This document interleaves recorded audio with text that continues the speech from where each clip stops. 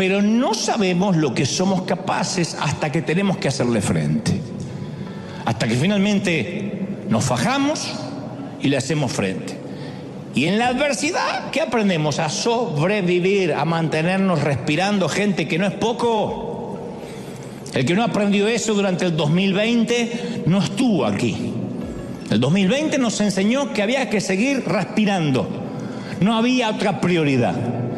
No era mantener ni la piscina, ni pagarle al jardinero, ni tener una mascota nueva, ni comprarse un bote, los que tenían dinero, o trabajar. Era mantente respirando. Caramba, que no es poco. Trata de respirar. Y apenas teníamos una complicación en los pulmones, ya teníamos un pánico. ¡Ay, me voy! Porque había que respirar. Mantente respirando. Mantente respirando significa tienes que atravesar esta situación, como decía el primer ministro británico Churchill, cuando estés atravesando el infierno, por el amor de Dios, sigue caminando. Nadie acampa en el infierno, tienes que seguir caminando. Dios podría haberle permitido a Abraham que se quedara en Ur, a Moisés que se quedara a vivir plácidamente en la corte del faraón como si fuera el príncipe Carlos en Buckingham. Podría haberle apartado a David de Goliat, que nunca se lo encontrara, a Sadrach, Mesach y Abednego del horno de fuego, a Daniel le podía haber quitado el foso de los leones, a Elías le podía haber evitado conocer a Jezabel, esa hermosa mujer, a Nehemías de la cautividad, podía haberle a Juan el Bautista evitado a Herodes, a Esther de ser amenazada, a Jeremías de ser rechazado, a Pablo de naufragar. Pero Dios utilizó todo ese crisol de pruebas, ese tamiz, ese colador, para producir en ellos perseverancia, resiliencia, carácter. Y permíteme ser brutalmente honesto, que no es lo mismo que bruto y honesto. Brutalmente honesto. Porque uno cree que hay que ser bruto y honesto y ofenden a todo el mundo. No, brutalmente honesto. Es un tema de semántica. Yo, como todo el mundo, detesto las crisis. No voy a hacer una apología en favor de las pruebas, yo las detesto. No tanto por lo profundo del dolor, sino por lo mucho que dure ese dolor. Yo sé que gracias a las crisis me imagino, que me he vuelto y me sigo volviendo más humilde, más sabio, más flexible, más comprensivo, porque eso produce las crisis. Pero a mí me deja un mal sabor de boca. No creo que haya alguien acá que diga, a mí me encantan las crisis, no creo. A menos que le guste que le peguen con un látigo y otras cosas. Pero si no, no. A mí no me gusta. Todo cristiano va a ser zarandeado, ese no es el asunto. Muchas de las dificultades que nos enfrentamos son permitidas por Dios de manera deliberada, como un test, como un examen en el colegio. De manera deliberada. Nadie va al colegio y dice, uy, tropecé y me caí con un examen. No, es deliberado. El asunto no es si vamos a ser zarandeados, el asunto es cómo vamos a salir de ese zarandeo. En un momento Jesús ora por sus discípulos en Juan 17:15 y dice, no te pido que los quites del mundo, sino que los protejas del maligno. No pide que seamos sacados del mundo, Jesús, que nos ponga en una burbuja, en un invernadero, que nos meta en Neptuno, en Plutón, o que vivamos en una suerte de membrana plástica evangélica. Lo que pide es que Dios nos proteja en medio de las crisis que sí o sí vamos a vivir. Esto no lo pega nadie en la nevera ni en sus automóviles, pero en el mundo tendréis aflicción. Después dice, confiad, yo vencí al mundo, pero es una promesa, van a tener aflicción. Seremos zarandeados. Tenemos que saber qué va a suceder. Lo único que no sabemos cuándo va a suceder. La buena noticia es que somos zarandeados con un propósito, por algo nos pasa. ¿Por qué? Porque Dios quiere producir en nosotros carácter. En Lucas 22:31 hay una pista. Simón, mira que Satanás ha pedido zarandearlos a ustedes como si fueran trigo. Pero yo he orado por ti para que no falle tu fe. Y cuando tú hayas vuelto, fortalece a tus hermanos. No se pierdan esto. Jesús le dice a Pedro que Satanás los pidió para zarandearlos como se zarandea el trigo en la era, para separar lo bueno de lo malo. Ese es un zarandeo, separar lo bueno de lo malo, cambiar el combustible. Y acto seguido, Jesús anima a los discípulos diciendo que ha orado por ellos para que su fe no falle. Nunca esto me pareció a mí tranquilizador. A mí me hubiese gustado algo como: yo he puesto una orden de restricción a Satanás, algo como predican los pastores empoderadores de ahora. Dios puso un cerco para que el diablo no te toque y no te va a tocar y no te va. A mí me encantaría eso.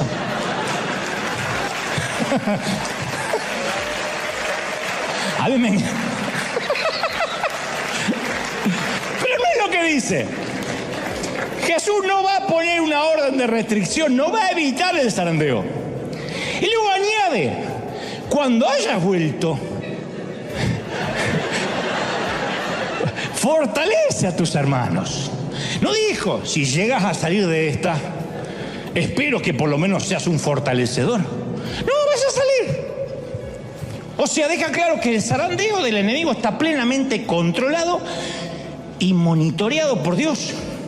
Siempre Dios tiene un plan. En otras palabras: Pedro, yo estoy orando por ti. He intercedido a mi Padre y hemos concluido en lo siguiente: vas a negarme 3 veces, vas a llorar, cuando llores te vas a arrepentir, cuando te arrepientas te vas a convertir en una roca, y sobre esta roca, sobre ese carácter voy a edificar mi iglesia. ¿Está claro? Chao, que la pases lindo. Notemos quién tiene el control. En Job 38:11 Dios dice que Él limita hasta las olas del mar. No es que, y el tsunami lo trajo el diablo porque quiso. Dice la Biblia, hasta aquí llegarás y no pasarás adelante, y hasta allí llegará el orgullo de tus olas. Dios le habla al océano. Esto significa que si Él controla hasta el océano, es que, aunque Satanás tenga un plan, tiene que pedir permiso.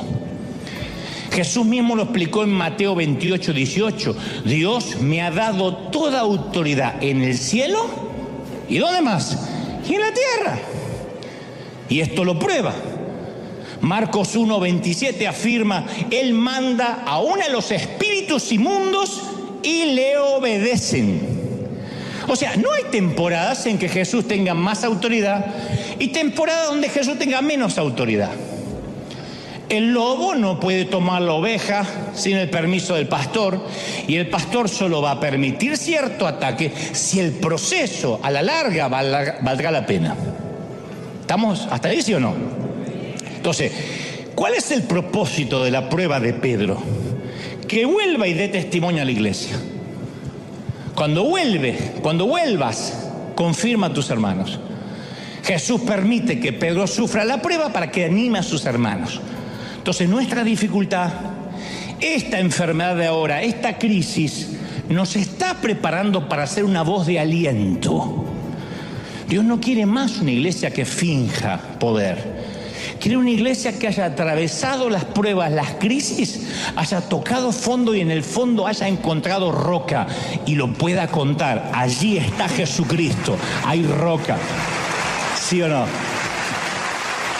Entonces, todo lo que necesitamos recordar, como dice 1 Corintios 10:13, es: vosotros no habéis pasado por ninguna prueba que no sea humanamente soportable.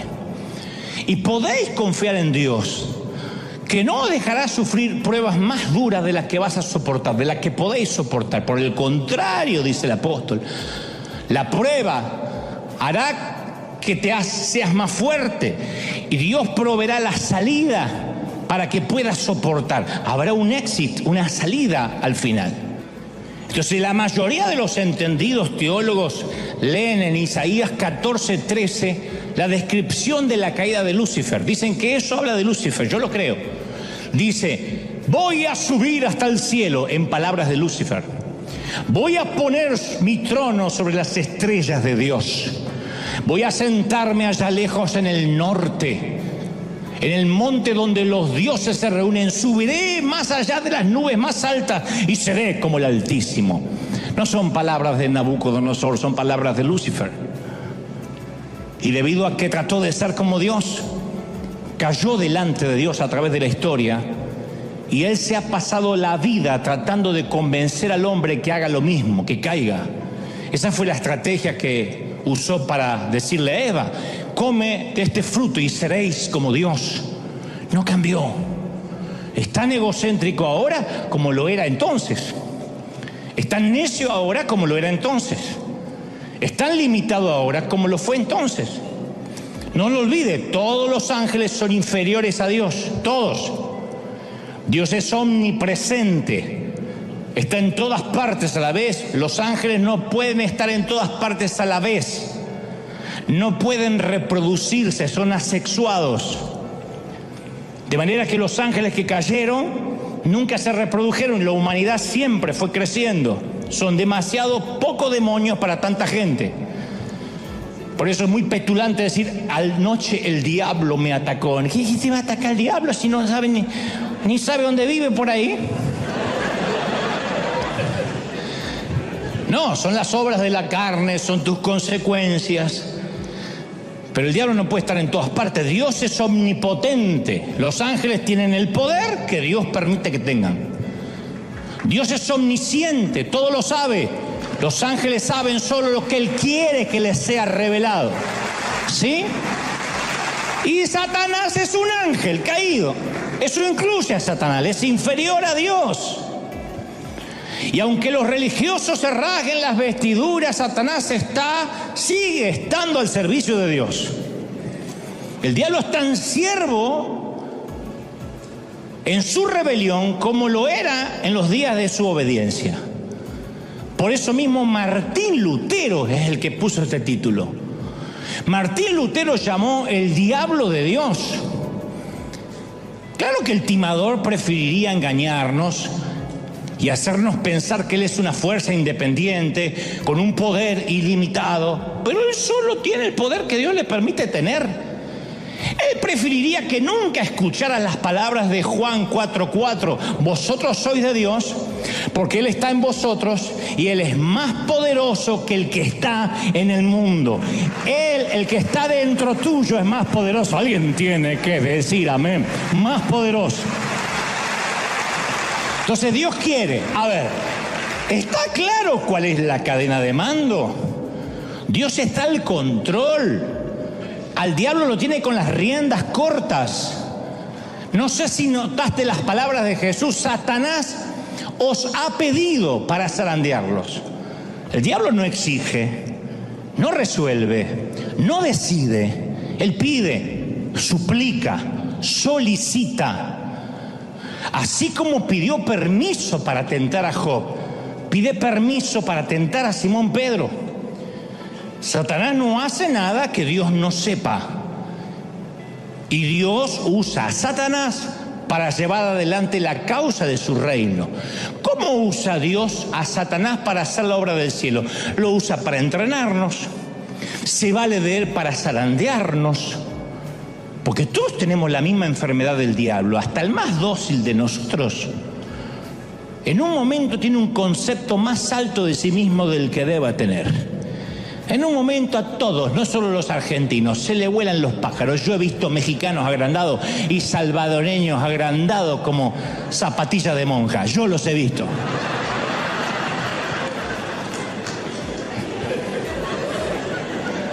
Tal parece que Pablo también. Porque uno va al currículum vitae del apóstol Pablo y claro, un encuentro personal cara a cara con Jesús resucitado, participante de visiones celestiales, apóstol escogido directamente por Dios, uno de los autores de la Biblia, sanó enfermo, viajó a través del mundo, escribió uno de los documentos más grandes de la historia. Pocos pueden igualar los logros de este prócer llamado Pablo. Y capaz que Pablo empezó a picarle el bichito y se empezó a autofelicitar. Y Dios, que ama a Pablo y odia el orgullo, lo protege a Pablo del pecado. Y obviamente, ¿a quién usa? A Satanás.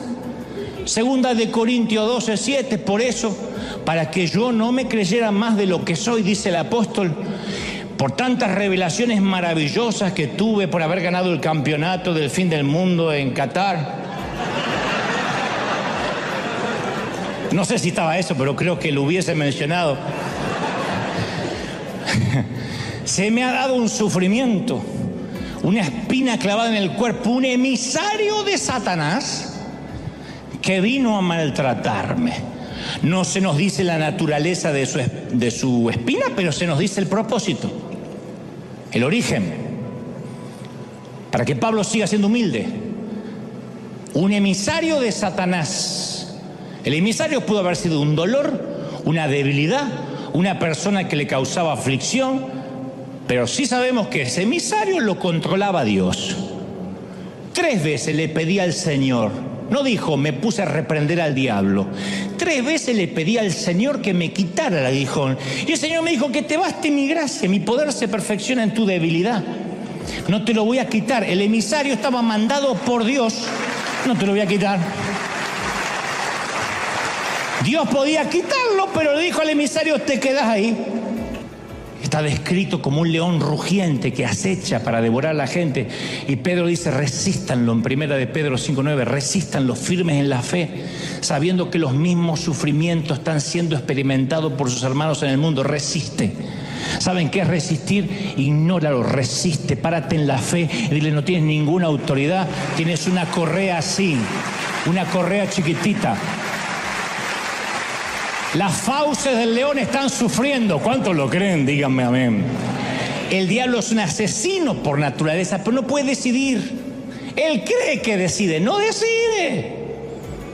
El don de la vida y la muerte es algo que solo maneja Dios. Deuteronomio 32:39, mirad que yo soy Él, fuera de mí no hay Dios. Yo mato y doy vida, dice el Señor. Yo hiero y yo sano, y no hay quien libre de mi mano. Ese es nuestro Dios. Santiago 4:13.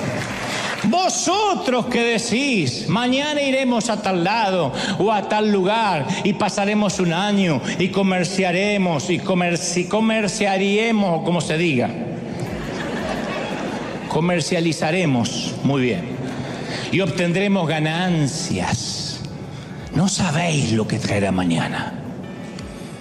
¿Qué es tu vida? ¿Eres niebla que aparece por poco tiempo y desaparece? En lugar de eso tienes que decir, si Dios quiere, viviremos aquello. Si Dios quiere, haré tal cosa. Nunca dijo, si Satanás quiere. Si Dios no quiere, yo no lo voy a hacer. Si esta noche llego a casa, es porque Dios me llevó a casa. Si tengo un ataque al corazón camino a casa, es porque también Dios me llevó a casa, al otro domicilio. Me llevó a casa. Satanás no tiene la última palabra. ¿Estamos de acuerdo, sí o no? Y tengo más evidencia antes de terminar para demostrar que es un simple siervo de Dios.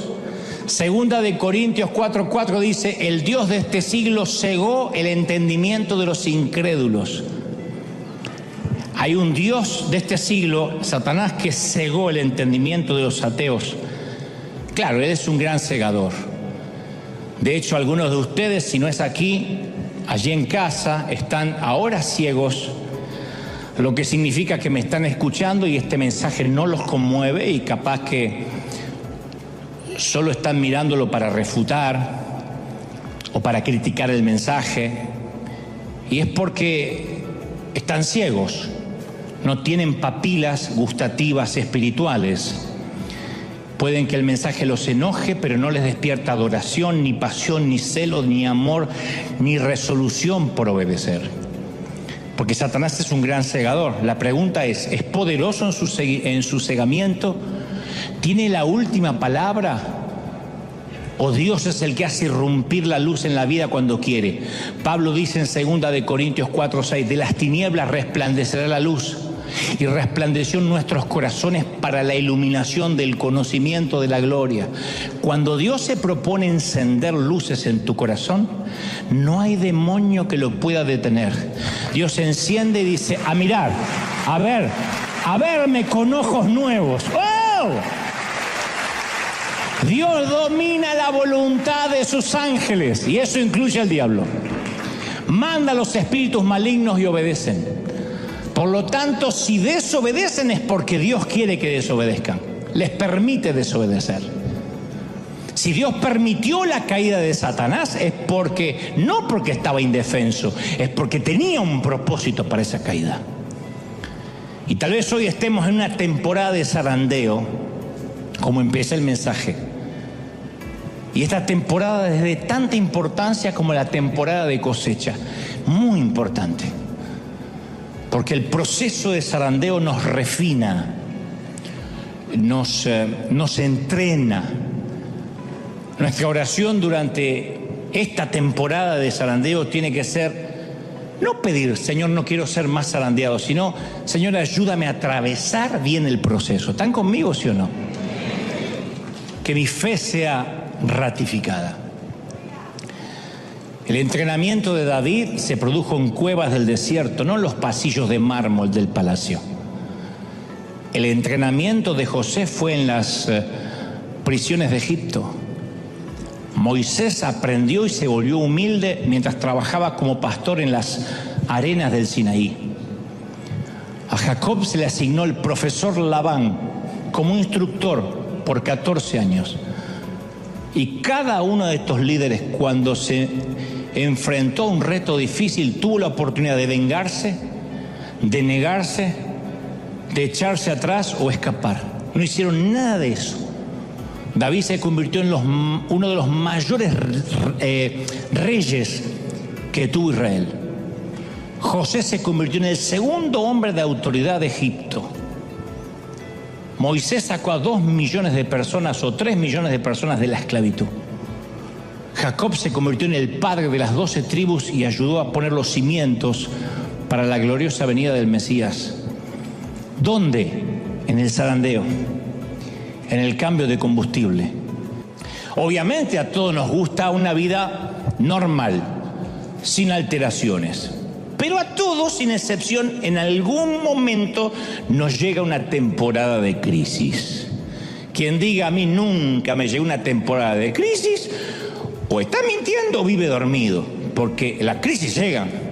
Tal vez un colapso económico, un ser amado que parte a la eternidad antes de tiempo. Cuando digo antes de tiempo es que no se va de viejito, sino que un accidente, un infortunio, una tragedia nos lo quita. Nos descubren en un análisis de rutina que tenemos un tumor maligno que hay que empezar a tratar. O nuestro hijo toma un camino que deshonra todo aquello que le enseñamos y todo aquello en lo cual creímos, y de repente nos deshonra. No queremos ni que miren las redes sociales de nuestro hijo porque nos avergüenza. Cierta vez yo conocí a una mamá que el bebé que tenía en su vientre le habían diagnosticado grandes defectos cognitivos y los amigos no sabían qué decirle. Entonces algunos decían, no, el bebé está sano, tienes que confesarlo, tienes que tener fe, y oraban por la pancita de la mamá y todos se pusieron a orar y el bebé no nació sano, como suele pasar. Entonces algunos decían, miren que los ateos, los inconversos los están observando, no lloren, no se entristezcan, muestran que tienen gozo y victoria. Otro decía, Dios los debe amar mucho, los ama demasiado, por eso les dio un hijo retardado, porque los ama mucho. Ni siquiera te voy a decir lo que sintió esta pareja con ese comentario tan ridículo, ¿no? Lo que les provocó. Pero terminaron por ignorar los comentarios de todo el mundo y decidieron unirse como pareja más que nunca, a crecer a través de su íntimo, de su dolor íntimo, de su dolor privado, de su propio dolor que nadie podía de afuera opinar. Hoy ellos afirman que no renunciarían a ese crecimiento maravilloso que tuvieron como pareja, como familia, por tener un hijo más saludable, no lo cambiarían. Y no lo dicen como resignados, ellos dicen que esa experiencia los hizo mejores personas. sacó la mejor versión de sí mismos.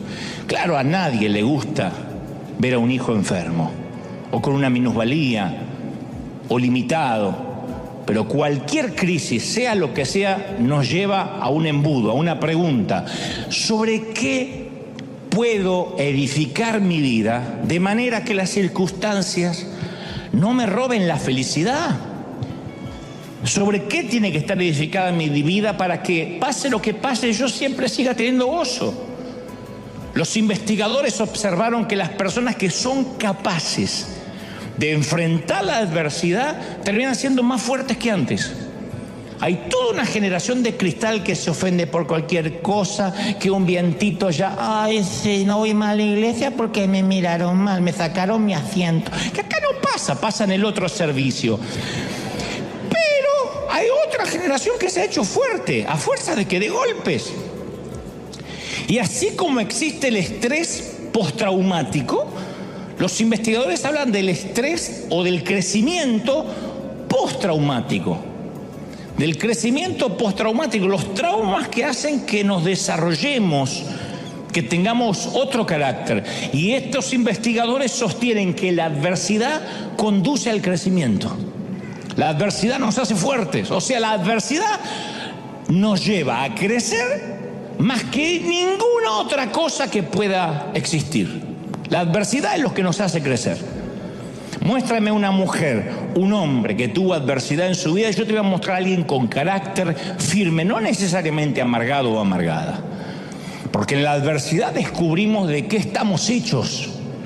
Un líder, ¿cómo se muestra un líder? Y en tiempos de pandemia, en tiempos de tempestad, de zozobra, en tiempos de los vientos golpean la barca, ahí es cuando se para un líder. En los tiempos de recesión, en los tiempos de guerra, uno ve lo que tiene dentro como si apretara un dentífrico. Y a veces decimos, ay, yo nunca podría pasar lo que pasó a esa persona. Yo creo que si estuviera en su lugar me moriría. No me digas que no lo pensaste alguna vez viendo a una pareja de padres en un panteón enterrando un ataúd blanco, echando un puñado de tierra sobre el ataúd en donde yace su niño. Tú dices, yo vivo algo así y creo que no salgo nunca más debajo de la manta, o me tiro encima del cajón. Y luego atravesamos algo similar o peor y vemos que el corazón sigue latiendo, que el mundo sigue girando, aunque muchas veces nos queremos bajar. El mundo sigue girando. Uno quisiera que el mundo se detenga, que esté en low motion, en cámara lenta, porque hoy tenemos un funeral. Y el mundo sigue. Siguen los vendedores en la puerta, sigue alguien chismeando, sigue la suegra diciendo, los voy a visitar un día de esto. La vida sigue. Resiliencia, como nosotros con los hijos. A ver, hijo, prueba de hacerlo tú solo, hasta para enseñarnos a andar en bicicleta. Yo recuerdo cuando no me caí de la bicicleta, me caí de la confianza. Mirá qué profundo. Mi papá dice, vamos a andar en bici. Yo tenía las rueditas esas que están atrás que te sostienen. Y mi papá dijo, ya es hora de quitar las rueditas. Tienes 18, no, 5 o 6 años. Bueno, pero si me vas teniendo, y mi papá me iba teniendo así, vamos. Nunca me sueltes, nunca me sueltes. Jamás, me dice mi papá. Me doy vuelta, mi viejo allá con mi hermano hablando. Y dice, ¡ey! Y me caí. No me caí de la bici, me caí de la confianza. Entonces, recuerdo que eso me enseñó a mantener el equilibrio, a que no podía pretender que papá fuera toda la vida sosteniéndome la bici detrás mío. Y como eso, un montón de avatares de la vida que iban a venir, que tienen que ver con el carácter. Y los que hemos sido zarandeados, salimos del proceso más sabios, poquito más sabios, porque conocemos nuestras debilidades, nuestros puntos fuertes, nuestros puntos débiles. Mira, yo te voy a revelar el secreto más guardado del liderazgo cristiano, y con esto me van a querer quemar mis colegas, pero te lo voy a revelar. Antes de revelarte ese secreto, te quiero contar que para ciertos motores, si acaso la mayoría, existen muchos combustibles, muchos. La gasolina es un combustible volátil. Los autos que compiten para ganar carreras quieren que tengan la gasolina más combustión y le añaden óxido nítrico a la mezcla para que tenga más combustión, más explosión. El petróleo es otro combustible, aunque no tan explosivo como tampoco lo es el diésel que usan los tractores. Algunos combustibles son muy buenos y otros son destructores. Todos son inflamables por naturaleza, todos producen cantidades incalculables de energía, porque hay algunos que van destruyendo el motor por dentro y le van acortando la vida cada vez que lo encienden. Por eso los motores de los autos que corren carrera tienen que ser rectificados continuamente, cambiados continuamente, porque los va comiendo por dentro. Y este es el secreto más guardado del liderazgo cristiano. Cuando comenzamos a servir al Señor, no todos usamos el mejor combustible. Por ejemplo, algunos usan un combustible llamado codicia, que puede mover a una persona y a un ministerio completo por años. Su gasolina es la codicia. Quiero más, quiero una iglesia más grande, quiero más dinero, quiero más autos, quiero más vacaciones. Hay otros combustibles como la inseguridad, el orgullo, el espíritu de competencia, la necesidad de reafirmación, que me vean, el que dirán. Y esas cosas pueden mantener a los líderes en pie algunos años, pero no logra producir en ellos carácter ni mantenerlos hasta el final. Son los que preguntamos por ellos y ya no sabemos más. Están 2 años, 5 años, 10 años en el mejor de los casos y después no nos enteramos más de ellos. Porque la gasolina los consumió por dentro porque no era la correcta. Filipenses 1:15 dice: algunos a la verdad predican a Cristo por envidia y por contienda, dijo Pablo, otros de buena voluntad. Pero algunos tienen como gasolina la envidia. Algunos salen a predicar todos los días por contienda. Me voy a parar tras el púlpito a atacar a aquel pastor. Y predican. Y la palabra no vuelve vacía y algunos son tocados, pero su combustible los va corrompiendo por dentro, los corroen. Y algunos son tan poderosos, esos combustibles, que los líderes los sacrifican todo en el altar que ellos mismos crearon en su ego, a su ego. Y los va consumiendo. Ahora, todos queremos servir a Dios, pero en el fondo, todos en algún momento hemos usado diferentes tipos de combustibles. O sea, dentro del plan de Dios, el diablo es un simple servidor, nos guste o no, le guste o no. Digo nos guste o no porque hay algunos religiosos que no les gusta darle mucho poder al diablo. Ahora, convengamos que el diablo no quiere ser servidor de Dios. No se levanta a la mañana, se pone los cuernos y dice: qué gana de servir a Dios. No es así. No tiene la intención de servir a los propósitos de Dios. Nada le gustaría más que levantar su propio reino. Pero no puede. No puede tener total autonomía, no puede. Y cada vez que el pobre procura el progreso de su propia causa, termina promoviendo la causa de Dios. Ese siempre fue el patrón del diablo en toda su existencia. ¿Se acuerdan de Sara, la esposa de Abraham?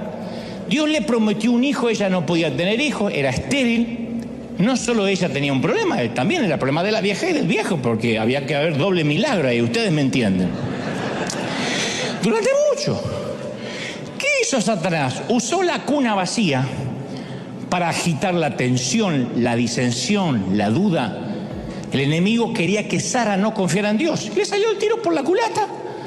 Porque la maternidad de la anciana de 90 años dejó un legado a las generaciones que dice que Dios siempre guarda lo mejor para el final. Que aun cuando estés viejecito, viejecita, Dios te puede sorprender.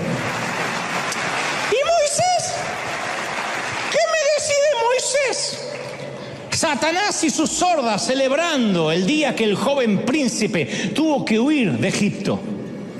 Pensaba que había hecho descarrilar el plan de Dios cuando en realidad jugó a favor de Dios. Dios usó la derrota y el desierto para entrenar a Moisés. Y Daniel. Satanás celebraba cuando se llevaban cautivos los jóvenes de Jerusalén. Dijo, ya está, aislé y puse en cautiverio a los jóvenes más piadosos. Nuevamente el efecto boomerang.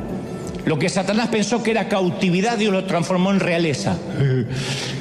Y Pablo, Satanás esperaba que la prisión lo iba a silenciar. Y sí, la prisión silenció su púlpito, pero desató su pluma. Las cartas a los Gálatas, Efesios, Filipenses y Colosenses fueron escritas desde la cárcel, desde la celda. O sea que Satanás ayudó a que se escribiera el Nuevo Testamento. El ganso ayudó a que se escribiera gran parte del Nuevo Testamento. Pedro es otro ejemplo. Trató de desacreditar a Jesús, Satanás, haciendo que Pedro lo negara. Y el plan resultó al revés. Porque en vez de ser un ejemplo, Pedro, de hasta dónde puede caer una persona, hoy es un ejemplo de hasta dónde Dios puede extender su gracia. Entonces, cada vez que Satanás arma un plan, le termina explotando en la cara. El diablo es el coyote de la Warner Brothers. Cuando se lo imaginen, quiero que siempre a partir de ahora lo vean como el coyote. No lo vean con alas rojas, con cara de suegra. No, tiene la cara del coyote. Desgarbado, comprando marca Acme. ¿Te acuerdas los intentos fallidos del coyote de la Warner para atrapar al Correcaminos? Y sus productos marca Acme. Porque deja en claro Dios quién es el que dirige la tierra. Satanás puede pavonearse todo lo que quiera, pero Dios es el que tiene la última palabra. Entonces, durante toda la vida, el enemigo hizo el papel del coyote. 2 veces, la Biblia solo 2 veces corre la cortina del espacio y el tiempo y se nos permite echar un vistazo a la apuesta más tonta de la historia. Satanás era un ángel, Lucifer, que no se contentó con estar cerca de Dios. Él quería estar por encima de Dios. No estaba satisfecho de adorarlo, quería su trono. Y según Ezequiel tenía una belleza sin comparación. Ezequiel 28:12 dice, tú eras modelo de perfección, lleno de sabiduría, de perfecta belleza. Estabas en el Edén, el jardín de Dios, adornado de toda clase de piedras preciosas y caminabas entre las estrellas. Tu conducta fue perfecta desde el día que fuiste creado hasta que apareció en ti la maldad.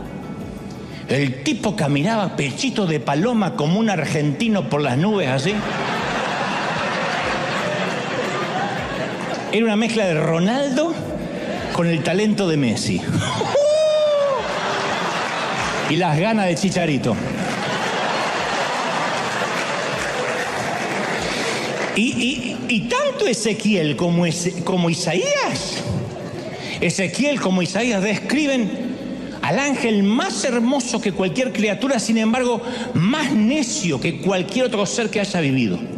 Porque el orgullo fue su caída.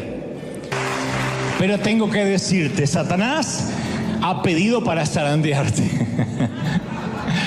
Y yo voy a orar para que tu fe no falte, no te falle, para que te sostengas, para que te mantengas, para que resistas. No ahora, hasta que Cristo venga, para que tu carácter sea más fuerte, para que salgas zarandeado pero en victoria, para que no bajes los brazos, para que no creas que estás derrotado. Es parte de la historia, pero tienes que saber que estás controlado. Si hay un cerco que se abre, va a ser porque Dios lo permite, o porque tú en desobediencia abras ese cerco.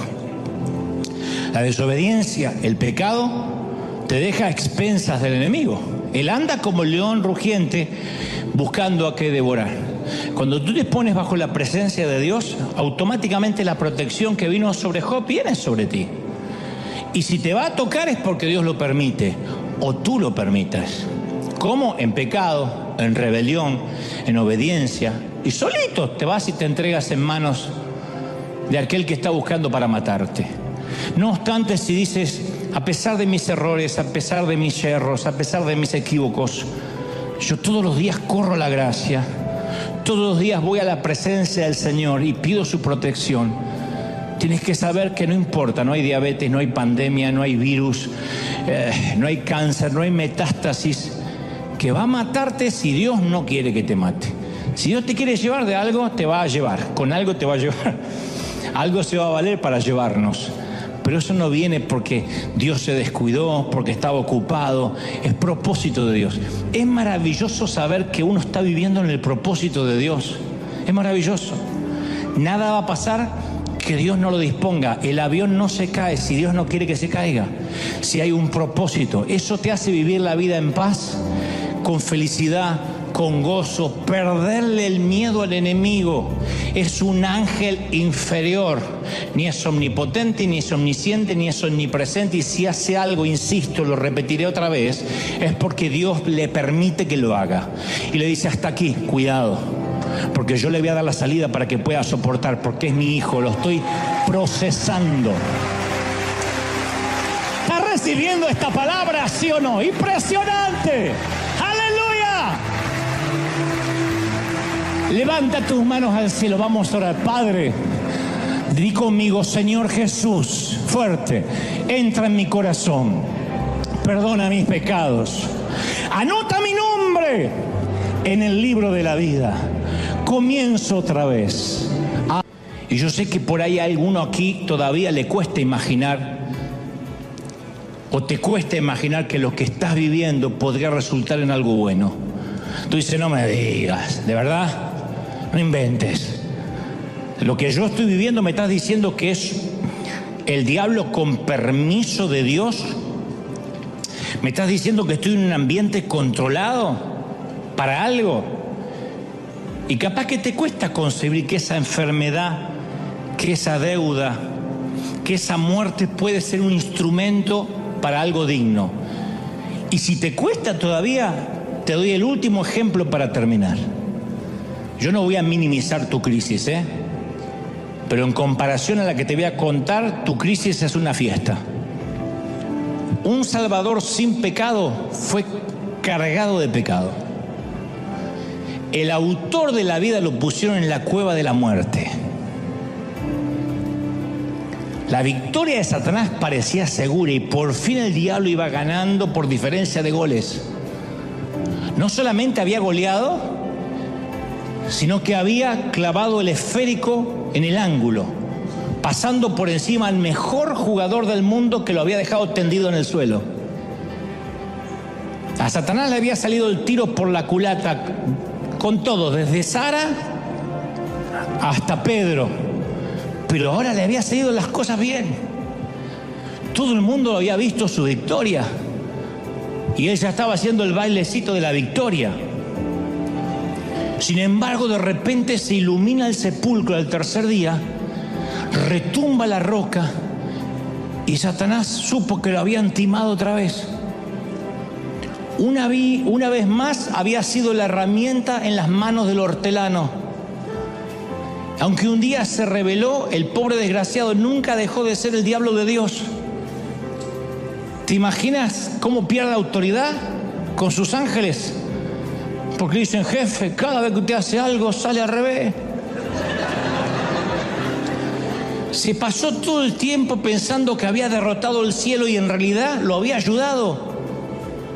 Dios quería probar su poder sobre el pecado y la muerte y fue exactamente lo que hizo. Y adivina quién lo ayudó. ¿Quién crees que instigó a Judas para que lo entregue? A los fariseos para que pidan la cruz y a los romanos para que lo ejecutaran. ¿Quién fue? ¿Quién crees que ayudó? El otro siervo, el viejo coyote, el legendario el coyote, trabajó para Dios en el gran plan de salvación. Y una vez más al coyote le explotó la dinamita en la cara. Solo que esta vez el cielo no es que logró algún gol en la mínima diferencia. Esta vez el diablo de Dios hizo un autogol, un gol en contra, y le dio al cielo nada menos que el campeonato para el resto de toda la historia. El otro siervo siempre está al servicio de... Alguien tiene que celebrar y aplaudir por eso. Alguien tiene que aplaudir más que eso. ¡Aleluya! Vamos, celebra, celebra, celebra al Rey. Si crees que esta palabra te tocó, dale un aplauso glorioso al Rey. Celebra, celebra, celebra al Rey de Reyes. ¡Aleluya! He aquí Dios nos dio toda autoridad. ¿Tú lo crees? ¿De verdad que lo crees? Mi esperanza, mi sueño, mientras Dios me daba este mensaje, era decirte, no que el diablo no existe, porque caramba que existe, pero es un ángel inferior y está controlado por Dios. Y cuando te pones bajo la cobertura de Dios, Satanás va a hacer lo que Dios le permita que haga. No tengas temor. La enfermedad va a avanzar hasta donde Dios diga. La muerte va a llegar si Dios quiere llevarte a casa. Si no, no. ¿Estamos de acuerdo, sí o no? No hay nada más poderoso que tu Dios. No hay nada más poderoso que el Señor de señores. Alguien tiene que creerlo, ¿sí o no? ¡Aleluya! Amén. Ahora mantén las manos en alto. Quiero orar por todos. ¿Cómo te ama el Señor? ¿Cómo te ama príncipe el Señor? ¿Cómo te ama princesa? ¿Cómo no te va a amar si en sus manos te tiene esculpido?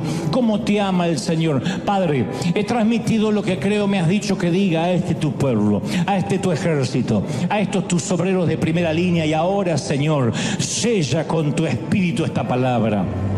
Todos orando, todos clamando al Señor. Diga, Señor, yo quiero que esta palabra se selle en mi corazón. Te vas a ir de aquí viendo a un Dios poderoso y a un débil coyote pidiendo permiso. Y eso abrirá los ojos. Y eso te traerá una nueva dimensión de fe, una nueva dimensión de espíritu, una nueva dimensión de espiritualidad. Padre, ahora sopla del norte, del sur, del este y del oeste tu gloria como nunca antes. Yo proclamo, yo declaro que los mejores días están por venir, que tu bendición es mayor, que tu gloria es mayor, que hay gloria aquí en casa. Estoy orando por los que miran ahora, de otras partes del mundo, de Asia, de África, de Europa, de Oceanía. Ahí está el Señor, ahí está sosteniéndote. No te entregues, mami, no te entregues, papá. Hijo, no baje los brazos, dice el Señor. Yo estoy contigo. No te entregues, vamos, levanta la mano y comienza a clamar. Somos miles aquí y yo estoy queriendo que nos unamos juntos, unánimes, clamando, pidiendo, Señor, gloria de eterna venga sobre nosotros, unción eterna venga sobre nosotros, corriente del Espíritu sopla, corriente del Espíritu derrama tu gloria, tu presencia. Yo sé que vienen tiempos nuevos, tiempos de gloria, cosas que ojo no vio, ni oído yo, ni han subido a tu corazón. Yo lo creo, yo lo declaro, yo proclamo tu bendición. Vamos, levanta las manos al cielo una vez más y dile, Señor, recibo esta palabra. Uy, te hace libre esta palabra, te quita la cautividad de la mente. El Señor te hace libre. Recibe. Estás viendo no solo a Dios, sino hasta al enemigo con ojos nuevos. Y cuando ves al enemigo con ojos nuevos, dice, no tengo de qué preocuparme. Si hay alguien con temor porque ha abierto puertas, dile, Señor, yo me meto bajo tu cobertura. Tu sangre me cubre ahora, tu gracia me alcanza, tu sangre me cubre, y me cubre en el hospital y en el panteón y en casa y en el campo y en la ciudad y en mi salida y en mi entrada. Viva donde vivas, te sana el Señor, te toca el Señor, te bendice el Señor. Padre, he transmitido a este tu ejército lo que me has dicho que diga, y soy libre de esta palabra. Quede sellada, atada a su cuello, escrita en las tablas de sus corazones. Lo creo, lo declaro. Di conmigo, Señor Jesús, me voy libre, fuerte, de la cautividad del enemigo. Estoy bajo tu protección. Tú me cuidas, fuerte, tú me controlas. tuyo. Estoy bajo tu protección. Amén, amén y amén. Gloria al Señor. ¡Hay gloria, mis queridos! Dales aplauso al Señor, al Rey de Reyes. ¡Hay gloria, gloria, gloria! ¿Cuántos se van bendecidos? Celebra, celebra, celebra al Rey. ¡Aleluya! Chao, gente. Hasta el domingo que viene. Que Dios te bendiga. Chao, chao, chao, chao. Chao, bendecido. Chao.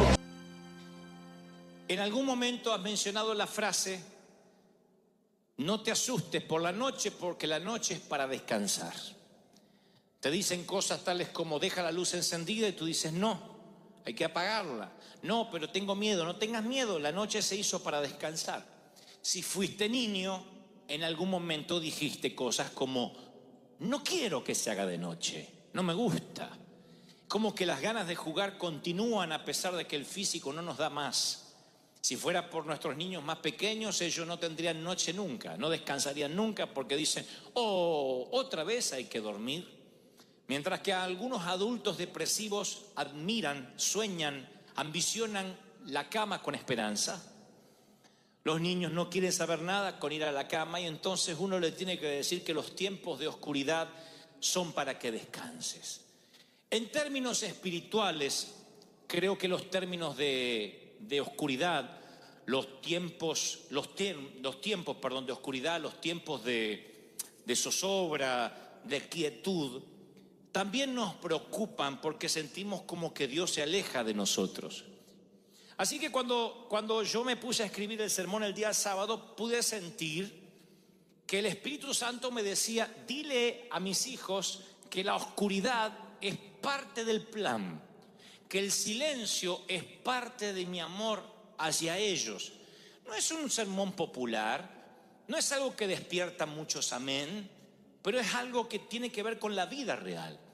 Meditaba que el libro de Génesis termina con una sola familia, tan pequeña como para que la Biblia pueda enumerar cada uno de los hijos. Y luego vamos al libro de Éxodo, que es el segundo libro del canon bíblico, y comienza con una muchedumbre de israelitas que trabajaban como esclavos bajo el hostil faraón. Hay una brecha entre la primera familia, que tiene unos cuantos hijos, y de pronto la muchedumbre que trabaja como esclavos bajo el faraón en Egipto. En ningún lugar del relato se escribe lo que sucedió en los 4 siglos del medio. Hubo 400 años entre el último capítulo de Génesis y el primero de Éxodo. 400 años es casi el doble del tiempo de la existencia de los Estados Unidos en el mundo. 4 siglos donde el cielo, por alguna razón, se cerró o permaneció callado. Luego de ese silencio, de esa oscuridad, no hay registro de lo que pasó. ¿Qué hizo que esa primera familia de Génesis deviniera o terminara en esclavos sirviendo a Faraón? No hay una revelación, hay revelaciones históricas, pero no bíblicas, respecto a cómo llegaron hasta ahí. Pero allí están, son una muchedumbre, sirven como esclavos, y ahí en Éxodo aparece Dios, después de 4 siglos de silencio. Entonces, ¿por qué hace silencio el Señor? ¿Por qué a veces despliega su poder y hay momentos que por 4 siglos hace silencio? ¿Por qué? Porque creo que el silencio tiene que ver con su amor. Salmo 121:4 dice, he aquí, no se adormecerá ni dormirá el que guarda a Israel. Silencio no significa que Dios esté durmiendo. Silencio no significa que Él te deje de amar. No hay cosa más hermosa cuando alguien te dice, aunque no podamos estar juntos, porque no sé, el amor de tu vida está al otro lado del océano, tú dices, pero igual yo estaré pensando en ti. Miraré la luna a la misma hora. Oh. ¿Por qué? Porque no se adormecerá mi amor, aunque no estemos juntos, aunque no me oigas, dice el Señor, yo te sigo amando. Salmos 3:5 dice, yo me acosté, oigan esto para los chicos y para los grandes, me acosté y dormí. Pueden agregar, y ronqué como un hipopótamo. y desperté, porque Jehová me sustentaba. ¡Aleluya! ¿Saben lo que es que te sustenta? Que duermes y te tiene en la mano. Es maravilloso. Su palabra indica que aunque estés descansando, el plan de Dios para tu vida continúa avanzando. Hay una gran cantidad en la Biblia de sucesos que se dan la victoria, empieza la victoria en medio de la oscuridad. Porque a veces uno cree que Dios descansa durante la noche. Ay, me acuesto con este problema y hasta mañana no lo retomo. Tu abuela, porque el Señor sigue. No, tu abuela no lo retoma, pero el Señor sí. El Señor dice, para mí no hay noche. Tienes que descansar. Tú descansa. La noche es para que descanses, dice el Señor. Mañana te quiero fresco.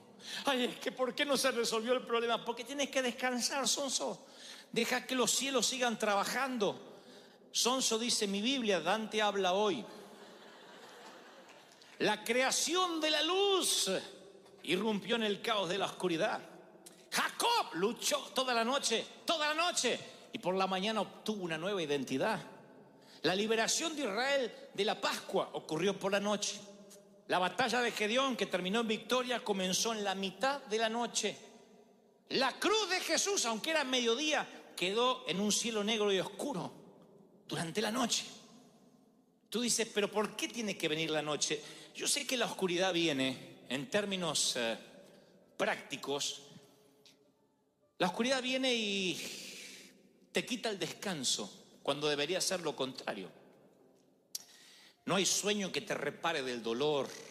Te agotas emocionalmente, te drenas espiritual y físicamente. Y el dolor es tan grande que pareciera que te deja en una noche continua, crónica, que no termina más. Y la oscuridad llega a veces por algún acontecimiento que no esperamos. Tú dices, ¿y qué es la oscuridad? La oscuridad es una relación que se destruye, un hijo que se revela, un desastre financiero, un revés financiero, el sueño que se muere y sientes que tú también te mueres un poco con ese sueño. Y dices, siento que estoy a tientas en la oscuridad, que no veo con claridad. Cuando está el día, es como que hay más esperanzas. Pero llega la noche y el dolor es agudo y aparece sin razón. No hay razones para la oscuridad. Oras y no hay respuesta. No hay sentido de cercanía con Dios. Tu alma se siente árida, estéril. No estás en el desierto está en ti. ¿Has estado en esa estación de la vida? Yo te puedo dar cátedra. Hablo de esa enfermedad, hablo de ese revés financiero, hablo de aquel problema en los sentimientos, en el corazón. Hay momentos donde nuestra vida se tambalea y creemos necesariamente que es una intervención satánica, diabólica. El diablo se metió a arruinar lo que Dios estaba haciendo. Y no siempre es así. Las plagas de Egipto son permitidas por Dios. Él dice, yo endurecí el corazón del faraón. Les hablé de esto hace unas semanas. No estoy hablando de un Dios castigador, un Dios que te puede meter en crisis hasta quebrarte, porque Él sabe hasta cuánto puedes resistir. Él sabe de qué estás hecho y sabe qué es lo que te va a forjar el carácter, qué es lo que te va a hacer fuerte, qué es lo que te va a hacer invencible ante futuras crisis, ante futuras pruebas. Pero esos valles tienen que estar. Uno de los valles, una de las oscuridades que siempre te recordaré, es la que la Biblia describe como el valle de lágrimas. Literalmente el Salmo 84:5. Este es el valle, la oscuridad, donde vas solo y debes atravesarlo. Tiene que ver con los valles de la vida real. La Biblia dice que la vida va a tener estos valles. Así que hay un valle al que vas solo, hay uno donde Dios te lleva y otro que ocurre a causa de tu llamado. Pero el primero es uno que va solo. Es la oscuridad que te lleva ahí porque tiene que anochecer para que también amanezca el día siguiente. ¿Me están siguiendo, sí o no? Dice la Escritura, Salmo 84:5, dichoso el que tiene en ti su fortaleza, que solo empieza en recorrer tus sendas. Cuando pase por el valle, por la oscuridad de las lágrimas, No se pone ahí a decir, ay, es que no voy a salir. Voy a morir acá porque así soy yo, así era mi cuñada y mi comadre. Dice, no, cuando pase. Dice, no cuando se quede, cuando se queda a vivir. Cuando atraviese, lo convertirá en una región de manantiales. También las lluvias tempranas cubren de bendiciones el valle. Dice una versión, será bienaventurado aquel que pase por el valle de lágrimas y lo cambie en fuente. O sea, momentos de llanto, aprende a contentarse. Dios dice, esto es algo que te va a pasar en la vida. Y tú dices, ¿cómo pretendes que me contente en un funeral? No dice la Biblia que te pongas feliz, a menos que la suegra, bueno, no dice celebra, no, dice contenta, tienes que contentarte. ¿Qué es contentarte? Saber decir gracias por lo que me permites pasar, porque aunque me duele, aunque lastima a los fueros más íntimos de mi alma, sé que esto me va a fortalecer y mañana voy a tener fuerzas para lo que viene. Sé que algo Dios me quiere enseñar con esto. Es mi Patmos, es mi isla de destierro. Pero es aquí donde Dios va a abrir un vórtice y donde el lugar que yo creo que es territorio hostil, lleno de alimañas, Dios lo va a convertir en un sitio de comunicación divina. ¿Están recibiendo esto, sí o no? No estoy subestimando tu dolor. No estoy diciendo, bueno, avanza y ya está, piensa en positivo. No, en la fe, ya lo dijimos, no sirve. Es la fe en Dios la que te levanta, el poder de la resurrección. Y el Señor me dice que te diga, yo sé que estás triste. Es el mismo Señor que lloró ante la noticia de la muerte de su amigo Lázaro. El Señor que lloró en el huerto de Getsemaní. Él sabe lo que son las lágrimas. No es un Dios del Olimpo mitológico, esos Sansón, Zeus que parecen ser superhéroes que nunca lloran. Él es alguien que lloró y que entiende las lágrimas, pero te dice, te he dado esperanza y esta oscuridad va a pasar, sea la que sea, la económica, la espiritual, la familiar, va a pasar, porque pensamientos de bienestar tengo para ti y no de mal.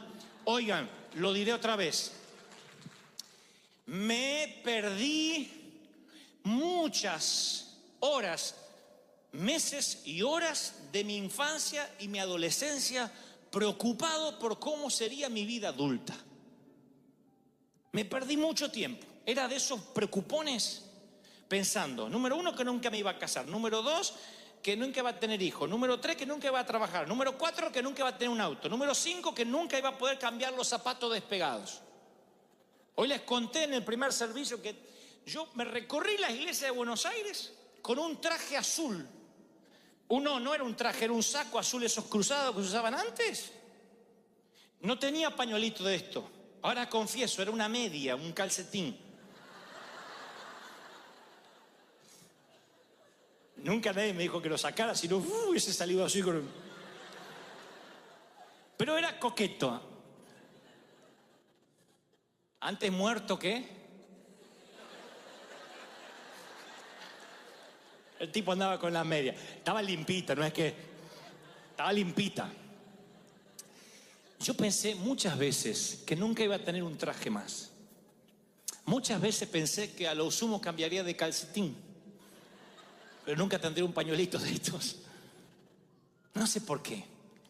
Si tan solo hubiese sido más maduro y hubiese entendido que hay oscuridades que pasan, que todo pasa en la vida, que hay que saber atravesarlo. David dijo, aunque pase, aunque atraviese, no dijo aunque me quede, aunque viva. Dijo, aunque pase el valle de sombra de muerte, no temeré mal alguno. ¿No debería darnos esperanza? Todo va a pasar, no te pierdas el hoy. No te pierdas el hoy, va a pasar. ¿Cuántos reciben esta palabra? Dígame amén. Número 2. El valle de la muerte, porque el primero de las lágrimas te toca ir por la vida real, pero el número 2 es la oscuridad que tiene que ver con la muerte. Y tú dices, wow, ese no me gusta. ¿Cuándo es que voy a ir ahí? Cuando Dios te lleve. no a la presencia, cuando Dios te lleva al valle de muerte. La Biblia narra que Ezequiel dice, la mano de Dios no es la mano del diablo. No sé por qué metemos al diablo en todo lo que no nos gusta. Cualquier cosa, el diablo. Me enfermo, es el diablo. Me duele acá, es el diablo. Tu esposa dice, viene mamá, el diablo. Bueno, ahí puede ser el diablo, ¿no? La mano del Señor vino sobre mí y su espíritu, oigan, me llevó en medio de un valle de huesos. Fíjense que hoy diríamos, bueno, este hombre está ahí porque se equivocó, perdió la brújula, el propósito, no vive en victoria. Veo que dice, el espíritu me llevó a un valle de huesos secos. Es el espíritu que lleva a Juan al destierro, a Patmos, a una isla de 6 por 9 millas, una roca en medio del mar Egeo. Es el espíritu. Es el espíritu el que pone a Cristo en la cruz. Y nosotros a veces atravesamos esos valles de muerte. ¿Qué tiene para decirnos el valle de huesos secos? A veces Dios nos lleva a sitios, a territorios hostiles, y te lo diré así, llámese un trabajo lleno de inconversos, una casa con un cónyuge que no conoce a Dios. Y uno se pregunta, Señor, ¿por qué hay tantos sitios donde yo podía estar?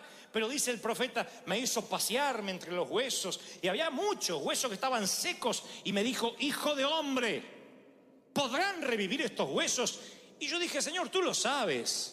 Cuidado con lo que respondes, porque a veces Dios te dice, ¿tú crees que tu hijo rebelde, cabezón, que sale al padre y al abuelo, puede ser un siervo mío? Ay, no conoce a mi hija. Bueno, va a seguir un hueso seco. ¿Tú crees que puedo cambiar a tu cónyuge? ¿Tú crees que puedo sacar? Bien, dijo la hermana, amén. ¿Que puedo sacarte de las deudas?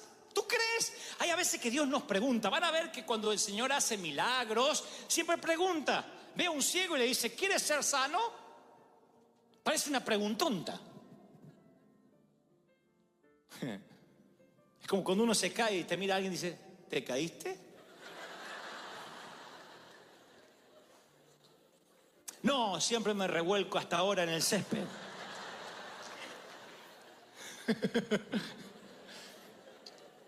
¿Por qué el Señor preguntaría, ¿tú crees que pueden revivir estos huesos?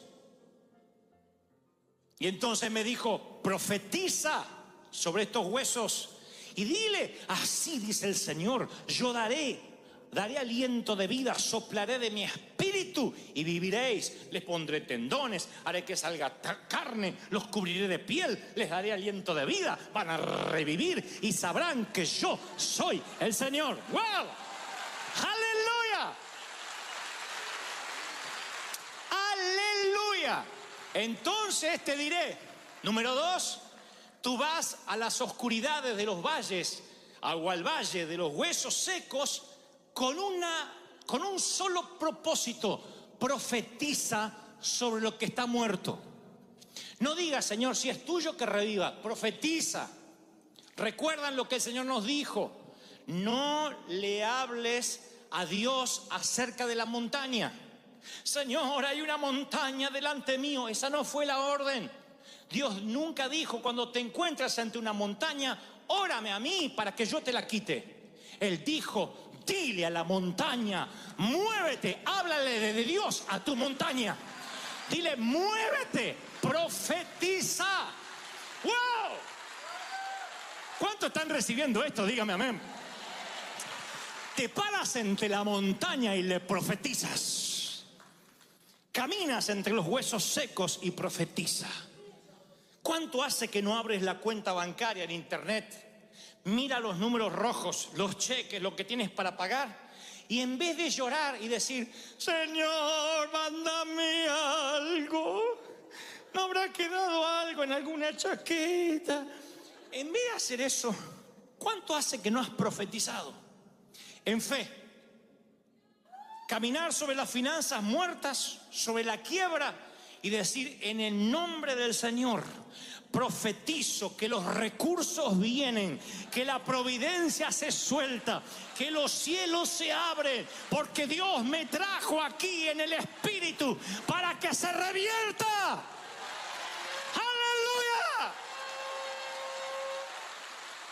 ¿Están recibiéndolo, sí o no? Profetiza.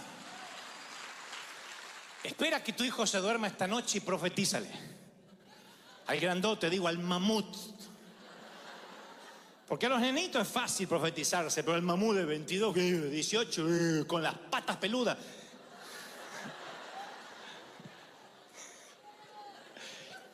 Ponle la mano sobre el mamut.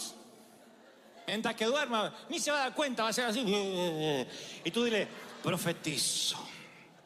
Te levanta Dios como un siervo suyo, lleno de unción, lleno de poder, como madre, como padre. Yo veré la gloria de Dios en tu vida. ¡Ja, ja! ¡Wow! ¿Se dan cuenta? ¿Qué hubiese pasado si el profeta hubiese dicho: bueno, no sé, son demasiado secos los huesos, debiste haberme traído cuando estaban medios muertos? Por eso Jesús le dice: ¿tú crees? Dios le dice: ¿tú crees? Le dice Jehová: ¿tú crees que pueden revivir? ¿Tú crees? O sea, yo puedo hacerlo, pero necesito saber cuál es tu respuesta, y la respuesta es correcta. Él dice: tú lo sabes todo, tú puedes hacerlo. Y allí ocurre el milagro. Debes profetizar para salir de tu segundo valle de la oscuridad. Y luego, para finalizar, hay otro. Es el menos popular, pero sé que muchos de ustedes han estado allí, me lo ha mostrado el Espíritu Santo.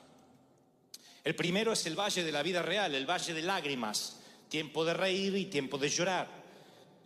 Y ese valle de lágrimas hay que convertirlo en fuente, aprender a contentarse a pesar del dolor. El segundo tiene que ver con lo muerto, lo que parece que no va a resucitar. Y allí no opera la fe preventiva, sino la fe de resurrección, la fe que transforma lo que va camino a lo pútrido, lo que va camino a la entropía, a pudrirse, a transformarse en algo que está vivo. Y lo tercero es el valle que viene a causa de la unción.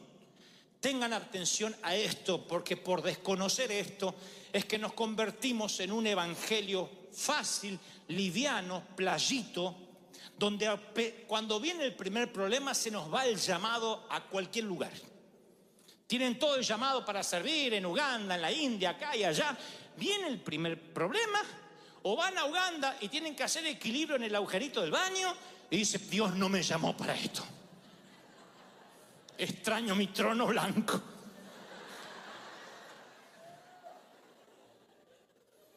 Sí, yo conozco gente que, metafóricamente hablando, por un inodoro dudan de su llamado, porque desconocen el valle o la oscuridad a causa de la unción. La Biblia dice que al enterarse los filisteos que David había sido ungido, cuando se enteraron que David fue ungido, subieron todos contra él. Pero David lo supo y bajó a la fortaleza. Los filisteos avanzaron, desplegaron sus fuerzas en el valle de Refaín. Refaín significa gigantes. Y desplegaron sus fuerzas contra David. Y David dijo: debo atacarlos, los entregarás en mi poder. Y el Señor le dijo: atácalos, porque te aseguro que te los entregaré. Muéstrame a alguien que esté ungido, que ore por los enfermos, que quiera servir al Señor, que libere a los endemoniados, y te mostraré a alguien que muchas veces ha llorado preguntándole a Dios dónde está Él en sus momentos personales. No crean a esos super predicadores que parece que la vida les sonríe y bajan de un carro de fuego a predicar y luego se van otra vez a la presencia de Dios hasta el próximo domingo. No funciona así. Somos humanos, de carne, de hueso. Tenemos decenas de problemas. Nos deprimimos, lloramos, nos enojamos, pecamos, airamos, nos airamos. Eso pasa con cualquiera. Y es más, cuando Dios te unge, lo he dicho tantas veces, nuevo nivel de unción, nuevo demonio asignado. No quiero que se asusten, quiero que entiendan que es una batalla. Al enterarse el infierno de que Dios ungió una iglesia en el sur de California, más precisamente en Anaheim, despliega sus raquíticos demonios en contra de los que estén más débiles. Y los que desconocen de que esto es parte de la batalla se empiezan a asustar diciendo: ¿qué estoy haciendo mal? No, estás haciendo bien. A causa de la unción el infierno se está conmoviendo. A causa de la unción el infierno se está levantando. Pero mayor es el que está contigo que los que vienen en contra, dice la Biblia. ¡Wow! ¡Ja, ja! ¡Santo! ¿Están recibiendo esto, sí o no? En cada movimiento de Dios, Satanás está desesperado por contrarrestarlo o destruirlo, antes, durante o después. Cuando Satanás ve lo que va a ocurrir con Moisés, trata de matar todos los niños de esa generación. Arrasa con todos. Es tan torpe, es tan idiota. El demonio que siempre usa el mismo modus operandi, cuando teme que Jesús nace, hace lo mismo y manda a matar todos los niños. El plan de aborto no es algo de la última era, del último siglo. Satanás ha implementado el aborto una y otra vez porque cuanto más niños destruya, habrá menos papá profetizando sobre sus cunas y sus camas. Y será menos peligro. Él dice: aborta, aborta, tienes que matarlo antes de que la profecía se cumpla. Satanás siempre atacará la profecía. Y cuando hay una profecía sobre la iglesia, vendrán los ataques. Y tú dices: ¿y cómo haré para soportar el embate? Sencillo, tienes que saber que esto es parte del negocio. Si no hay ataques, no estás siendo un peligro. Si no estás representando un peligro para el infierno, entonces sí deberías preocuparte. Pero si tienes ataques, si Satanás se quiere levantar una y otra vez, tienes que saber que cuando él huele la profecía es porque lo que Dios determinó se va a cumplir, se va a hacer. No hay posibilidad que el plan aborte. Se va a hacer. ¿Están recibiendo esta palabra, sí o no? Cuando el enemigo se levanta es porque es más grande lo que Dios va a hacer. Aunque el enemigo venga como río, el Espíritu de Dios levantará bandera, va a plantar bandera, dice la Biblia. Aunque venga, aunque quiera arrasar. ¿Están recibiendo esta palabra? ¡Ja, ja! ¡Aleluya! ¿Reciben algo más? Digan conmigo: algo más, quiero algo más. No importa si estás en el valle de lágrimas o el de los huesos secos, o el valle a causa de la unción que reposa sobre ti. Nunca creas que Dios te abandonará en ninguno de los tres. Nunca, jamás. Es más, les daré esta revelación por la misma ofrenda. Y los siervos del rey de Siria dijeron: el Dios de Israel solo es Dios de montes, de montañas. Por eso siempre nos vencen. Esto dijeron los sirios. Si hacemos que ellos bajen a la llanura, al valle, ahí los vamos a vencer. Pelearemos con ellos en campo raso y los vamos a vencer porque su Dios es Dios de montes y Dios de montañas. Satanás dice: este es un creyente de domingo. Vienen a recibir la palabrita y se van. Pero Dios no está con ellos los lunes, ni los martes, ni en los valles, ni en las crisis. Y cuando el enemigo se atreve a decir esto, hay una palabra que debes saber. La Biblia narra que Dios se ofende. Dios, cuando oye lo que los sirios dicen, dice: vino pues el varón de Dios al rey de Israel y le dijo: por cuanto los sirios han dicho Jehová es solo Dios de montes y no de valles, es solo Dios de día y no de oscuridad, dice Dios: yo te voy a entregar toda esta multitud de enemigos en tus manos para que conozcan que también soy el Dios de los valles. ¡Ué!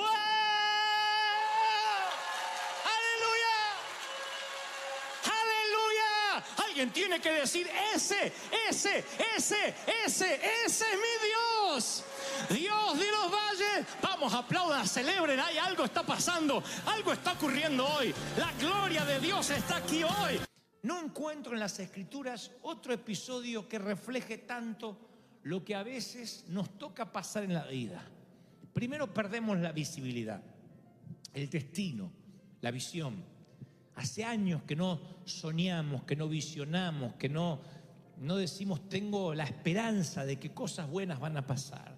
Después sentimos un frío en el alma, metafóricamente hablando, una sensación de vacío, de desdén, sentimos ansiedad. A eso se suma que no tenemos ganas de hablar con nadie, queremos nada más que salga el sol.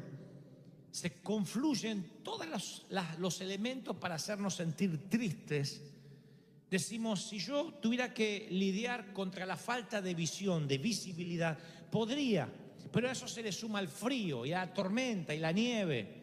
Siempre, insisto, individualmente haríamos frente, estaríamos fuertes para enfrentar lo que venga, pero esos elementos cuando confluyen colectivamente son formidables y hacen que no podamos luchar. Estás impaciente, quieres salir, no puedes manejar tantos frentes a la vez. Así que regresemos a la historia de Pablo, el naufragio de Pablo o el presunto naufragio de Pablo. El versículo 20 de lo que relata Hechos 27 dice, parece una sentencia de muerte, dice: como pasaron muchos días sin que apareciera el sol ni las estrellas. 14 días estuvieron sin sol ni estrellas de noche, con nubosidad todo el tiempo. Como la tempestad seguía arreciando por 14 días, 2 semanas, perdimos toda esperanza de salvarnos. En 14 días. 14 días sin sol en alta mar te quitan la esperanza de vivir. 14 meses sin sol en un matrimonio te quitan la esperanza de continuar. 14 años sin sol en una empresa, en una compañía o en un país, te quitan las ganas de soñar. Sean que sean días, meses, años u horas, te quitan todo vestigio de pensar que vas a salir adelante. 14 días dando tumbos, el océano retumbó, chapoteó, rugió. Los marineros se rindieron. Y cuando los marineros se rindieron, dice Hechos, que tiraron todos los enseres, alivianaron la nave, porque la nave cuanto más pesada, cada vez que parecía que se daba vuelta así, parecía que si se ponía vuelta de cuajo, se ahogaban todos. Dijeron, para que esto sea más una cáscara de nuez que un barco tan pesado, alivianemos. Tiraron todos los que tenían barriles, comida, vino, todo lo que había arriba del barco, lo arrojaron al mar. Luego lo anclaron. Pero dice que el mar sacudía por 14 días la embarcación de manera tal que no había ancla que resista. Y ahí los marineros dijeron, nos vamos a morir. Y cuando los marineros se rindieron, Pablo va a hablar. Pablo, como ya hacía mucho que no comíamos, dice Hechos 27, 21, habría sido por cierto conveniente que me hubieran oído. Ahí le sale el espíritu de toda madre. Te lo dije. Si me hubiesen oído y no hubiésemos zarpado y nos hubiésemos quedado en buenos puertos, no hubiésemos recibido este perjuicio y esta pérdida. Pero yo los exhorto a tener buen ánimo. Buen ánimo. Cambien el ánimo. Me ingenié esas palabras: sin sol, sin estrellas. Ten buen ánimo. Y los marineros lo miraron como ustedes me están mirando ahora. Bueno, esa era la palabra. Esperen. Y así voy a salir a la tormenta, así voy a conseguir novio. No, esperen. Primero, ten buen ánimo. Tengan buen ánimo. Porque no habrá ninguna pérdida de vida entre ustedes, sino solamente la nave. Ahora, qué contraste, ¿no? Porque los marineros que saben de tormentas se dieron por vencidos. Y este predicador judío, que supuestamente no sabe nada de navegación, es el portador de valor. ¿Qué es lo que sabe Pablo que los marineros avesados en el océano no sabían? O lo formularé de la siguiente forma, mejor dicho, ¿qué es lo que tú necesitas saber ahora que no sabes y que Pablo sabía y que te va a dar paz perfecta?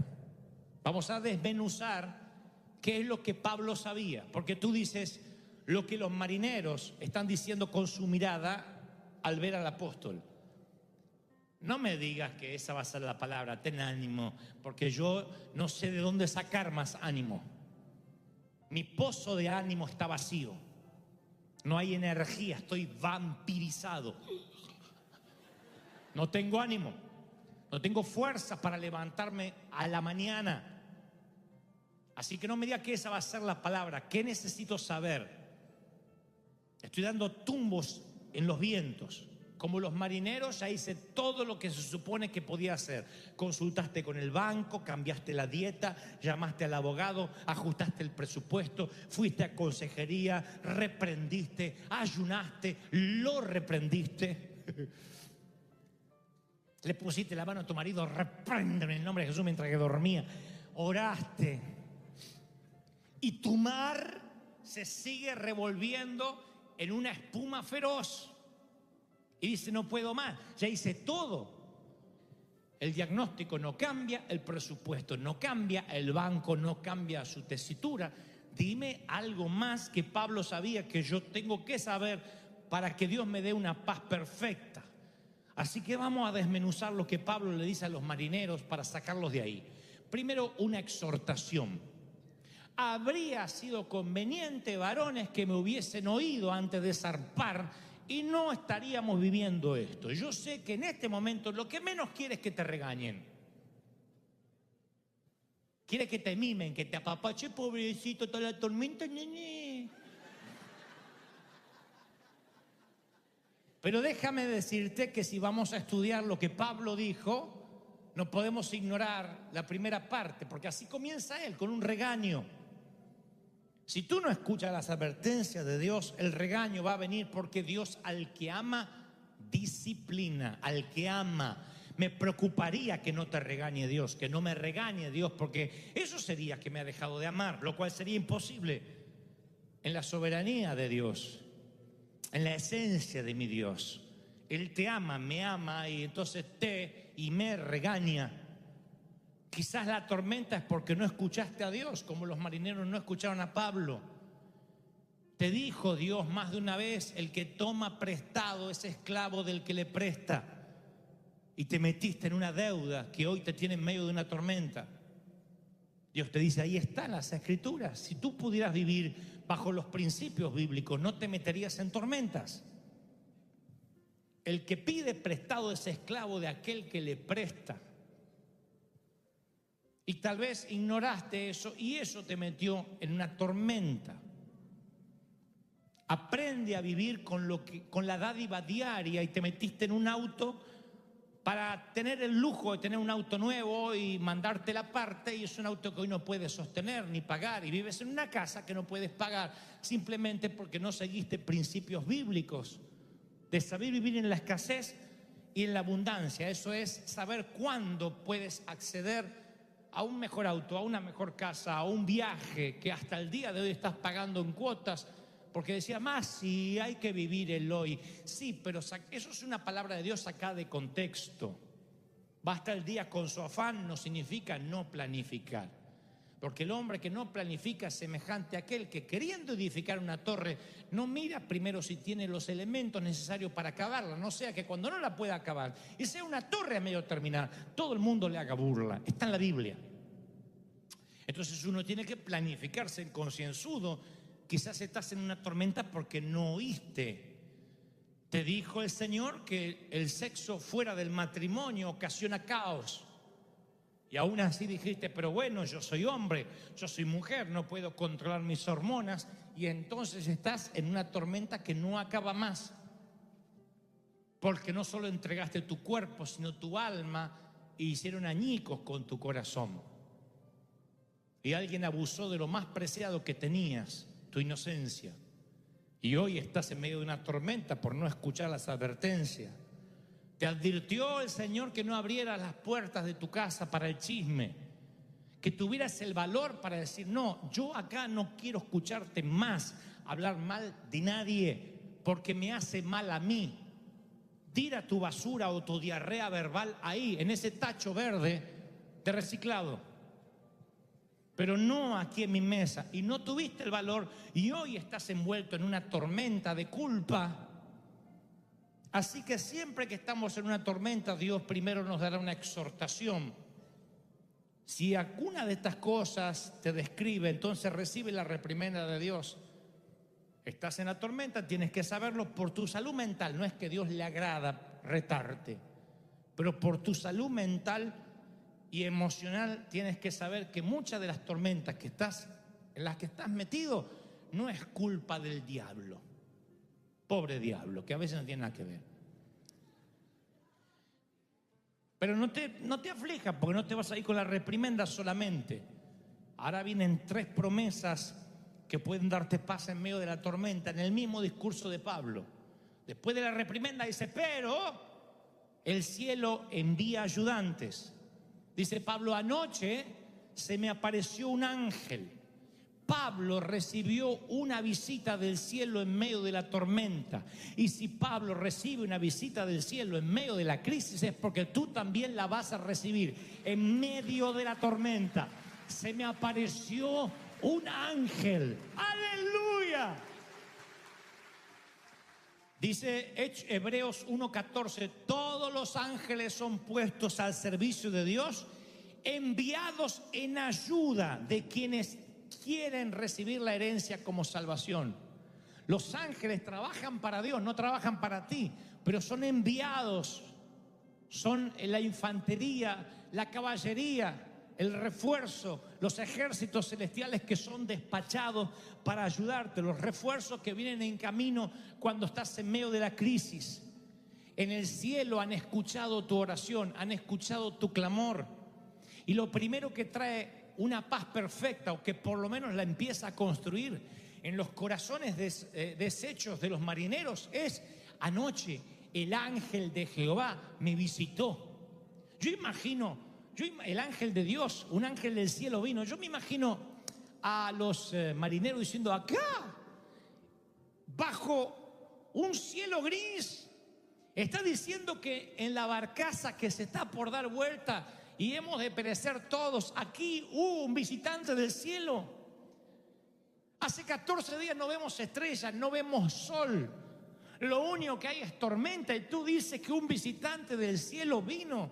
Eso es tan ridículo como pensar que llevas 2 meses yendo a la sala de cuidados intensivos a ver a alguien, y quien está allí en la cama te dice: ay, ¿sabes qué? Vino un ángel anoche. En serio, de verdad, aquí. ¿Sabes? Vino un ángel en medio de la crisis. Pero si no sabemos dónde vamos a vivir, nos van a quitar la casa. Sí, pero el ángel estuvo aquí diciendo: no teman, Dios me dijo que todo va a estar bien. Hay un ángel en medio de tu crisis. Alguien recibe la palabra, ¿lo crees? ¿De verdad que lo crees? ¿Ves? Ya te empiezas a sentir mejor después de la exhortación. Hay un ángel. Lo segundo que dice Pablo, que les va construyendo una paz perfecta a los muchachos, es: ¿por qué esta noche ha estado conmigo el ángel de Dios, de quien soy? ¡Wow! Ahí es cuando los marineros dicen: epa, este no es un predicador judío nomás. ¿De quién? De quien soy. Tengo un ángel del Dios de quien soy. Cuando tú vas a mandar a uno de tus hijos menores a un campamento, a donde sea, en el colegio, a una excursión, siempre tienes que firmar formas, que eres la persona responsable. Y creo que cuando Dios permite que entres en una tormenta, Él firma una forma donde Él pone su nombre, y Él garantiza que a pesar de las tormentas vas a llegar sano y salvo a su puerto. Tú vas a llegar, porque tú eres su hijo y Él es tu padre. Ya no eres esclavo, sino eres hijo, porque Dios te hizo heredero. ¿Lo crees, sí o no? El Dios a quien soy. Así que el Dios de quien soy, el cielo, tiene un lugar para ti. ¿No te parece fascinante? Luego dice, esta noche ha estado conmigo el ángel de Dios, de quien soy y a quien sirvo. ¿A quién sirvo? Dios le dijo a Pablo que lleve el evangelio a Roma y aún no había terminado la misión. Así que Pablo sabía que no se podía morir. Pablo dijo, no me puedo morir. Porque Dios, cuando me subió a esta travesía, me dijo, vas a ir a llevar el evangelio a Roma. No es que Dios cambió de planes ahora. Y como yo tengo una misión, el barco no se puede hundir. Y quiero que sepas esto, aunque parezca algo infantil, tú no vas a vivir un día menos de los días que ya dispuso Dios. Parece una tontería, pero quiero que mastiquen y lo dijeran. Tú no vas a vivir ni un día menos de los días que ya dispuso Dios que vas a vivir. Dice la palabra en Salmo 139, 16. Yo no había vivido un solo día cuando tú habías decidido cuánto tiempo iba a vivir y lo habías anotado en tu libro. Lo único que tú y yo podemos hacer es cambiar la calidad de tus días y de mis días, pero no la cantidad. Los mensajes que Dios trae cada domingo acá es para cambiar tu calidad de vida hasta que Cristo venga, pero no la cantidad. No nos corresponde a nosotros cambiar la cantidad. Dios sabe cuántos días vas a vivir. Y si Dios tiene un trabajo para ti, Él te va a mantener vivo hasta que lo hagas. Yo te prometo que las aguas no te anegarán, dice Dios. Yo te voy a sacar de ahí. Es un proceso, no mueres en la tormenta, no naufragas, no termina ahogado tus días. Lo recibes, aleluya. Bueno, pero lo que dice Pablo empieza mal y termina también un poco mal, porque dice, esto les pasa por no hacerme caso.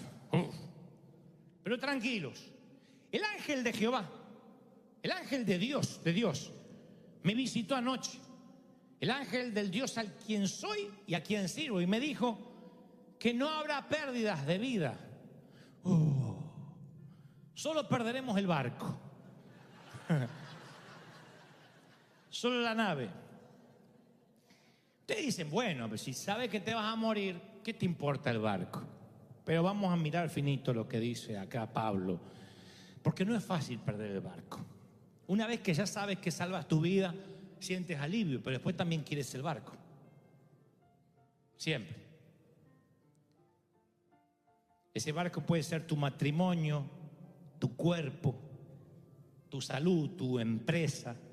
Y gracias a tu barco, convengamos, te has mantenido a flote. Y ahora sin tu barco sientes que te vas a hundir. Y entonces te sientes mal. Dice, bueno, salvé la vida, pero no tengo barco. Y esta palabra va para los mismos que hace un momento dije, estás en una tormenta y tenían miedo a morir. Ahora tú dices, bueno, ok, el ángel está conmigo, tengo una misión, no me voy a morir. ¿Y por qué perdí la casa? Porque a veces los barcos se pierden en las tormentas. Porque Dios nos quiere enseñar a tener paz perfecta con o sin barco. A saber que vamos a llegar a destino con o sin barco. Tú puedes no tener una casa, vivir de prestado y sin embargo tener paz. O podrías tener una casa, pagar un mortgage y no tener paz nunca, porque una casa donde hay rencillas, donde hay rencor, no abunda la paz, y lo que quieres, como dijo Salomón, es preferible comer un mendrugo de pan en paz que tener un manjar en una mansión con una mujer rencillosa o con un hombre rencilloso. Entonces a veces creemos que la paz es la seguridad, tener el auto pago, no tener crédito. Si el dinero trajera la paz, entonces tendríamos aquí seminarios de economía, no de Biblia. No es esa la paz. El Señor dice, se perderá el barco. A veces por malas decisiones, por no escuchar una reprimenda, perdemos los navíos. Los perdemos. ¿Qué otra manera Dios tiene para enseñarnos dependencia divina si no es a veces dejarnos sin barco? ¿Cuándo es que aprendemos a confiar en Dios? ¿Cuando tenemos dinero? No. Si tú tienes un problema de baja estima, esto lo dije muchas veces y lo diré otra vez porque a veces lo olvidamos. Si tú dices, yo lucho con la baja estima, sáname, Dios no te va a elevar la estima, va a mandar gente para que traten de dañar tu estima, para que tú la fortalezcas. Recuerden que cuando uno se da una vacuna, la vacuna es nada más que un concentrado de la enfermedad de la cual quieres combatir. Entonces te inyectan esa misma enfermedad en una baja dosis para que subas tus defensas, suba el umbral del dolor.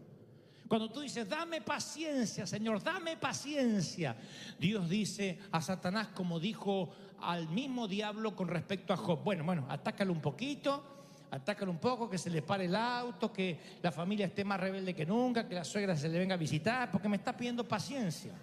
¿Cómo vas a tener paciencia si no viene la manera para que tú la eches a andar a la paciencia? Si tú oraste alguna vez por fe, vas a estar en tormentas donde vas a tener que usar la fe. Si no, nunca vas a ver si tiene fe. Nosotros pensamos que tener fe es ausencia de problemas. No, tener fe es problemas y operar la fe por encima de esos problemas. ¿Sí? Entonces, ¿cómo vas a aprender a vivir en lo mucho y en lo poco si nunca tuviste poco? Si nunca perdiste un barco.